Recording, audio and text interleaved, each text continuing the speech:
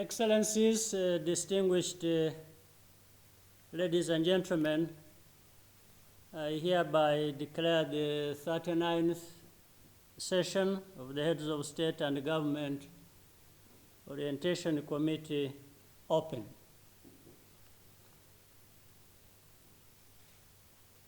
Excellencies, Chair of the African Union, Heads of State and Government,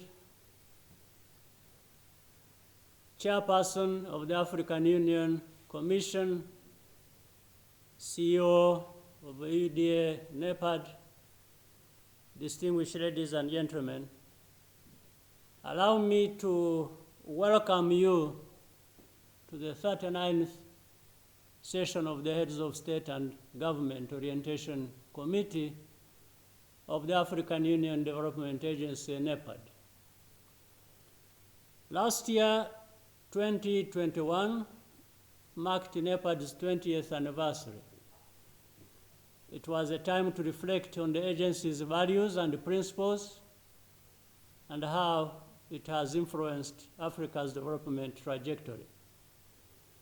Even more so, it was a moment to think about how we as a development agency can continue building on this foundation to emerge from the COVID-19 pandemic stronger and more resilient than ever. We are on the right path. It has been 2 years since the beginning of the pandemic, and Africa continues to rise to the challenge, despite the adversity we have endured. I would like to commend Dr. Mayaki for his steady leadership of our organization during these trying times, as well as the dedication of the AUDA-NEPAD staff.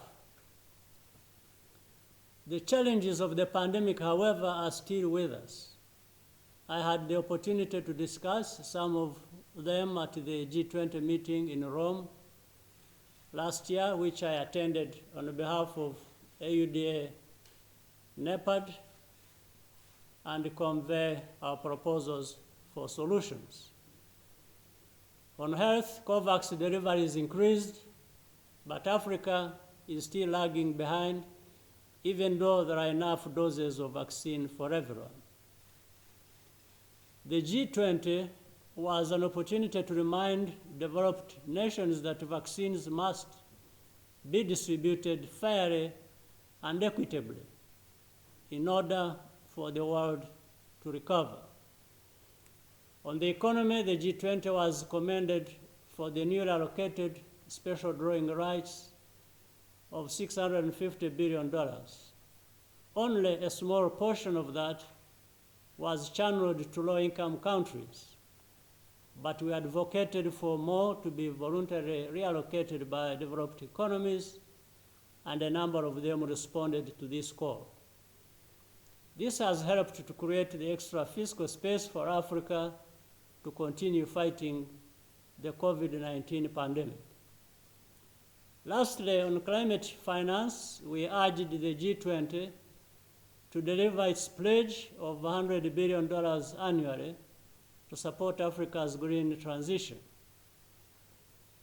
The COVID pandemic has also presented itself as an opportunity for Africa to become more self-reliant.